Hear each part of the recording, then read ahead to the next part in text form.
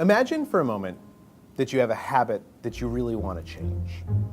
Let's say, for instance, you go up to the cafeteria every afternoon and you eat a chocolate chip cookie. This habit has caused you to gain a little bit of weight. In fact, this habit has caused you to gain exactly 8 pounds, and your wife has started making some pointed comments.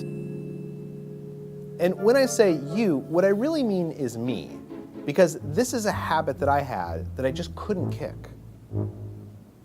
To understand why that habit was so powerful and what it would take to change it, I had to learn how habits work. Every habit functions the same way. At first, there's a cue, some type of trigger that makes the behavior unfold automatically. Studies tell us that a cue can be a location, a time of day, a certain emotional state, other people, or just a pattern of behaviors that consistently triggers a certain routine. To figure out the cue for my craving, I spent a few days tracking exactly when the urge to eat a cookie hit. And what I noticed pretty soon was something interesting. The cookie craving always hit about between 3 o'clock and 3:30 in the afternoon. That was my cue. It was a certain time of day. The next part in the habit loop is the routine, the behavior itself. And for me, that was pretty easy to figure out.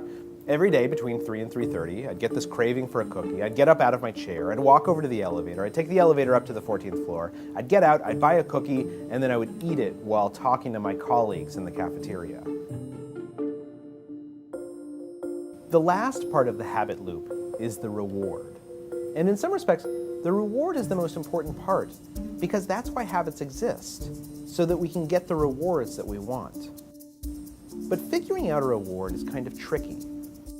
To figure out what reward was driving my habit, I did a little bit of an experiment.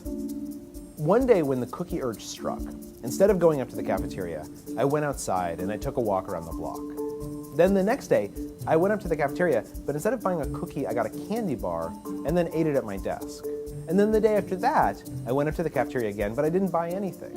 Instead, I just talked to friends for about 10 minutes. You get the idea. What I was trying to do was test different hypotheses to figure out what reward I was actually craving. And what I figured out pretty quickly was it had nothing to do with cookies.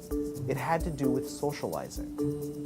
Nowadays what happens is at about 3:30 in the afternoon, I absentmindedly stand up, I look around the office, I see a friend, I'll walk over and we'll gossip for 10 minutes and then I'll go back to my desk. The urge to go get a cookie has completely disappeared. The new behavior has become a habit, and I've lost about 12 pounds as a result. Studies have shown that if you can diagnose your habits, you can change them in whichever way you want. So what are the cues, routines, and rewards in your life? What habit do you want to change?